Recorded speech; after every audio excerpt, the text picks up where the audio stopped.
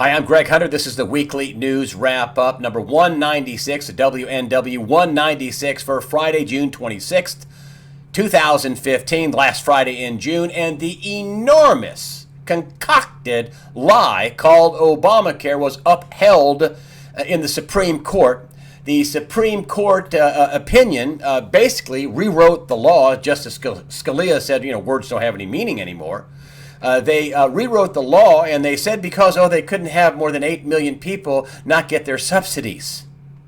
I mean, the Supreme Court got really involved in policy and not interpreting the law. They're now policy makers at the Supreme Court. There's also a bill which I don't think will get signed into law because Obama will veto it because he's not going to, punish his Supreme Court buddies with this. But there's a bill that has come up in the House after this, which was fast work, to force the Supreme Court to go on to Obamacare and lose their exemption to it. I don't think anybody ought to have exemption to it. If you vote for it, if you had it, you should have it. Most members of Congress are exempt from the garbage they passed. I don't think it'll go because I don't think Obama will sign it into law. But still, they're just doing it as a political ploy, but it's a good ploy. I mean, you're exempt from the law that you just said that we all have to pay for. The people, that are whose premiums have doubled and skyrocketed, and to give these subsidies to people. It's not like we go to a subsidy tree. The subsidies have to come from somewhere, and it comes from the lion's share of people whose premiums went up, not down. They went up.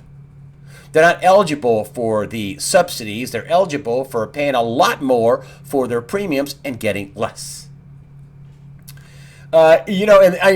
You think that me calling it an enormous concocted lie is over the top? I don't think so. I mean, Johnathan Gruber, the MIT economics professor, who bragged on multiple videos how it was a giant concocted lie, and non-transparency was their friend, and Americans are stupid, and the whole deal. The White House tried to distance themselves from Gruber and said, he really wasn't a key player. Yet another lie. As emails came out this week, and yes, the emails proved he was a key player. This is the way it's been published, in some places, like this one I got from Fox News, and it said that Gruber was, quote, frequently consulted by staffers and advisors from both the White House and the Department of Health and Human Services, that's HHS, about the Affordable Care Act. Yes, he was a key player in this enormous, concocted, biggest policy lie in the history of America. That is Obamacare. A huge lie that the president and Democrats can be proud of. President Obama says that the Obamacare is, quote, here to stay, and Democrats say it's going to be a campaign issue in 2016. But, I don't have much faith in the Republicans, I should say. It's going to be a campaign issue in 2016. I don't have a lot of faith in the Republicans for what they just pulled, and I just call it trade treason. The Republicans and some key Democrats voted for trade treason. It's the Trade Promotion Authority, TPA. I don't want to just give you the letters. I want to give you the actual what it is. The Trade Promotion Authority, TPA, and the Trans-Pacific Partnership, the TPP. You think I'm being over the top with that too, calling it trade treason? I don't know. What do you call a secret law? Where the congressmen and senators had to go into a room and not take anybody, and not take a picture, not take a cell phone, couldn't even take a pen or a pencil to write any notes down. What do you call a secret law that is passed like this? They call it, fast track authority. What they ought to really call it is neuter Congress legislation. There is no debate. There is no filibuster. There is no amendments allowed. None of that is allowed. Congress just gets to vote yes or no. They call it up or down. They get to vote yes or no. That's it. That's what they get. All it really is a way to ramrod stuff that they want to make secret through Congress so people can't debate it, people can't put out sound bites, people can't say anything about it. If they say something if they go into that room and they look at this law and they reveal details about the law, they can be charged with a felony and prosecuted. Oh, yes, we the people do eventually get to see it, depending on which law, in 4 or 5 years when it's declassified. You listen to the Republicans, oh, this is one of the most important pieces of legislation. Really? Let's see it. Oh, it's secret. Oh, that's right. It's secret. Well, can you tell me about it? Oh, no, you can't. You'll be charged with a felony. Yeah, that's good for American people. I'll take your word for it. It's absolutely outrageous and unbelievable, this secret law. And we don't get to see it at all. How did this get through, you say? And this is according to Zero Hedge, which they produced, a chart here. And this basically graph shows, the people, the companies that gave this top one, the very top one, $200,000 they gave to, fund, just in this year, just in the first few months of this year, to fund the Trans-Pacific Partnership, the TPP. That's Goldman Sachs. Number 2 is UPS, and then there's Citigroup and Federal Express and Boeing's on here, and Walmart, and other people are on here. Unbelievable. Here's instead of helping Americans, who we're helping is corporate America. After all, they are people, according to the Supreme Court. Corporations are people. And according to you can find this chart on my website in my my stories section on the site. According to Zero Hedge, it only cost the corporate Americans, or these corporations, only $17,675,000 per yes vote. Only $17,675,000 per yes vote. That's all it cost to buy the Trans-Pacific Partnership. What's in it? Well, it's a secret, but there's been some WikiLeaks and things like that. Is it going to hurt our sovereignty? I don't know. It's secret. Is it going to be able to allow corporations to sue cities and states and the federal government if they lose money? According to what's been leaked out, yes. Is there anti-gun legislation in there? I don't know. It's a secret. Is it going to be more giveaways to corporations? Secret. Is it going to help Americans? Secret. Secret. Is it going to cost Americans jobs? Well, they put in there retraining for people who lose their jobs because of this. So, yes, it is. And did I tell you it's secret? I called my 2 senators in the state, Burr and Tillis, and told their office people, you don't get to talk to them, and say they should be ashamed of themselves. You passed secret legislation. You were supposed to go to Washington and help we the people. And you know who you helped? We the corporation. You didn't help Americans. And if you were helping us, if you were helping Americans, you wouldn't do this in the dark. And as I have said before, evil is done in the dark. And this is a famous quote, it's not mine. Evil is done in the dark, good is done in the light. This is being done in the dark. And something that I say, one of my quotes is, hey, listen, Democrats and Republicans, they just take turns ripping us off. And this proves it. The TPP proves it. And listen, it's not just the Republicans, although most Democrats voted against it. Ted Cruz ultimately voted against it. Good for you, Ted Cruz. But there's some key Democrats that voted for this, but most of the Democrats voted against it. The IRS now says it accidentally erased Lois Lerner's emails. Yes, it was an accident. The head of the IRS went to Congress, testified in front of Congress, and said, well, we couldn't find them. They didn't have it. Meanwhile, while he was testifying, while there was an investigation, I should say, going on, they were destroying the emails. Yep, all 24,000 of them. They even ground up Lois Lerner's hard drive while the investigation was going on, while Congress was asking the IRS for these emails, and they were told, we don't know where they are. They knew where they were to destroy them. And did I tell you they said it was an accident? More proof this has become a government of men and not laws. And that's bad for America. The Iran deal is going south, and as I predicted, five top former White House advisors and administration officials, top White House people, say this is a bad deal. This includes General Petraeus, who's former CIA director, General Petraeus. Yes, I know he had trouble with his, the person who was authoring his book, and he got into trouble over that. But listen, lots of people, and Petraeus, former general and head of the CIA, and listen, everybody in Washington, they say, has these sexual things. I'm not saying that's right.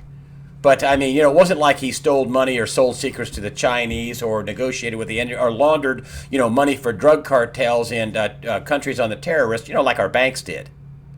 Petraeus got more for his tryst with this woman than the banks did for laundering money for terrorists. But he and other people say the deal's not tough enough, not good for America. Not a good deal. It is not a good deal. And other people in the Bush administration say the same thing, ditto. Now, Iran has already said it will not allow inspections of its nuclear sites, of its military nuclear sites. Not going to do it. Iran has also demanded that when they sign the deal, they have their sanctions lifted immediately. Even the president said no deal. No deal on that. And Congress was so upset about it that they, wrote a bill that was veto-proof that the president signed, and basically said we get to approve any deal you have with Iran. If that's what Iran is saying, if that is what Petraeus and people on his administration, top administration officials in the Obama administration, and also top officials in the Bush administration, 43, are saying this is a bad deal, it needs to be tougher. Do you think Congress is going to approve a weak deal? A deal where Iran says, well, no, you can't inspect our military sites, and you can't, we want these sanctions lifted immediately. I know you said you want to release them over time, but no, it has to be immediate. It's no deal. There's no deal. What does it mean? Does it mean war? Does it mean we'll back down? Does it mean they'll back down? I don't know.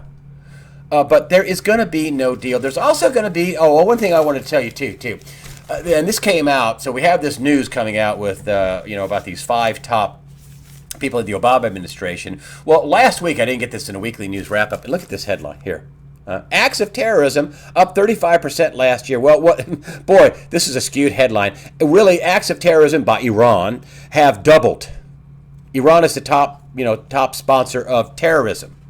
And the deaths by these acts of terrorism, not just up 35%, the deaths are up 100%. They've doubled. It's 33,000 people have been killed by acts of terrorism, mostly at the hands of Iran, the number one, numero uno, state sponsor of terrorism. This is an Obama administration report that the State Department contracted out. This is from basically the Obama administration and the State Department. That it's up 35%, and the body count has doubled to 33,000 people killed by acts of terror, mostly from Iran, according to the U.S. State Department and the Obama administration. Greece, talk about a deal that's not going to happen. But have you guys been watching this? Have you been reading the quotes back and forth? Ugly. There is I see, unless there's a miracle, I don't see any way there's going to be a deal with this debt. Maybe it's because the ECB has already been funneling money into the Greek banks, even though there's no deal, which tells me they're in a very weak position. I told you about Deutsche Bank having 73 trillion in derivatives. That's in Germany. I mean, what is that, 20 times the Greek GDP? You got to grasp that, folks. That's just one bank in Germany with this kind of leverage. With, I'm sure, all kinds of derivatives on interest rates. And if this deal goes south, oh boy, bonds are going to be in trouble. I mean, I'm going to have Michael Pinto on to talk about this coming up. And I don't see a deal. I don't know. The deadline is coming up next week, next Tuesday. Are they going to extend it? Are they going to kick the can some more? I don't know, but it doesn't look good. Hey, folks, we're still in that recovery. Here's USA Today Money section. Hey, there's 10 stocks. New peaks with fuel to burn. Really? They want you to think, look at 10 stocks with, new peaks and fuel to burn, as if there's a recovery. What did Carl Icahn, billionaire investor Carl Icahn, who just sold all of his shares of Netflix, What did he just say? That he's worried about the stock market and the bond market and bubbles. And my money's on a guy that puts his own money up in investing, not the USA Today that's constantly doing positive stories and telling us why there is some sort of recovery when indeed they are not. I'm also going to have John Williams on next week, and he echoes that. I mean, he called the first quarter contraction, even though they revised it up a little bit. He called there'd be a first quarter contraction, and he's calling for a second quarter contraction, and that the government may go crazy printing money after that happens to try to stave off an implosion. But that's all next week on USA Watchdog. And the next final thing is this. And I had some woman write me an email, some journalist, and said, you have to do a story. This has been all over the news, this rebel flag. I mean, this crazy, stupid kid killed these people in this church in South Carolina, and it morphed into a talk about the flag. This woman writes me and says, well, you got it. Can you please publish my story about the rebel flag? Could you please? And I wrote her back and said, we're getting ready for a financial implosion. We are at war in the Middle East. We look like we're going to go to war in Eastern Europe. I don't know if you noticed this or you heard about this, but the U.S. sent more tanks and armored vehicles to the Baltic states, like 250, most of which are tanks. Russia's upset about this. They feel threatened by it, as they should. Oh, and don't forget China. In the South China Sea, and tensions rising there. So we have a impending possible financial calamity that I think is coming, and a lot of other people do. The possible war in Eastern Europe with Russia, an ongoing war in the Middle East with Iraq and Syria and the Islamic State, which is not going well, and the president doesn't have a strategy. He said that again. He doesn't have a strategy yet.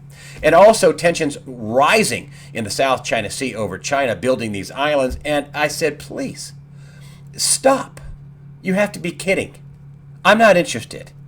Thank you for your email.